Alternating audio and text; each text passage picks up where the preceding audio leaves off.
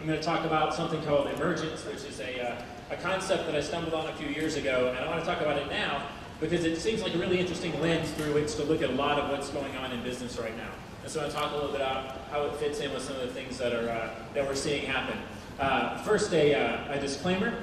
I am not a scientist, so I will get some of this wrong. But my hope is that I get enough of it right that it inspires some of you to go check it out and read up a little bit about emergence and complexity yourselves. So now, emergence is the concept that comes out of complexity theory. So a few words about where complexity came from. There used to be a time when people thought everything worked like billiard balls, right? And if you had enough equations and enough time, you could map it all out. But thank goodness Jurassic Park taught us that no, if you do that, you get eaten by dinosaurs. Actually, things are chaotic and you can't predict all of them.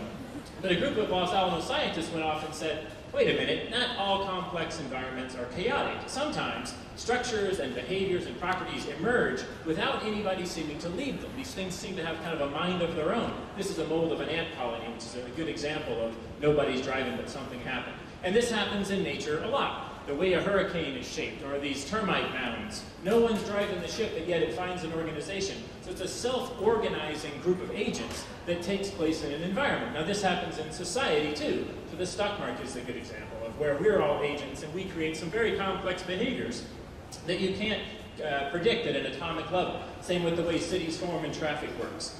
And the reason this is interesting today is that as technology and business get more and more social, we're starting to see how this plays out in very fluid communities. So in that case, we're working together, we're buying things, and the emergent property is it's fun, or it's popular, or it's successful, or it takes off like wildfire. And that's becoming really important to how business works. So first I want to look inside the enterprise.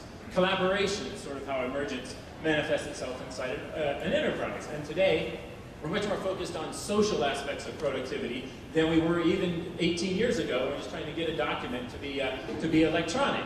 And so one of the things that emerges is a set of behaviors that are nonlinear. Right? We used to go from A to B to C, kind of like a billiard ball with our document workflow. And today, we all collaborate. Things are flying around and we're figuring out how does it emerge that we work together when no one's saying A, B, C? And one of the behaviors and one of the properties that emerges that's very important is what's your role in that environment.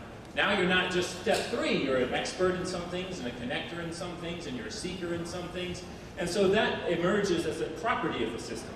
And maybe the most important question is, if this is how things get done now, then what's Six Sigma like when you've got an emergent productivity system where you can't push it over here and make sure something shoots out this side. You have to look at the whole system and try to figure out how it's going to work. Now, we've been working on this for a little bit longer in consumer markets. And so the tipping point is a really good example of seeing how emergent and social properties play out in markets. This is another good one, How Hits Happen, by one of the folks actually who was at the Santa Fe Institute.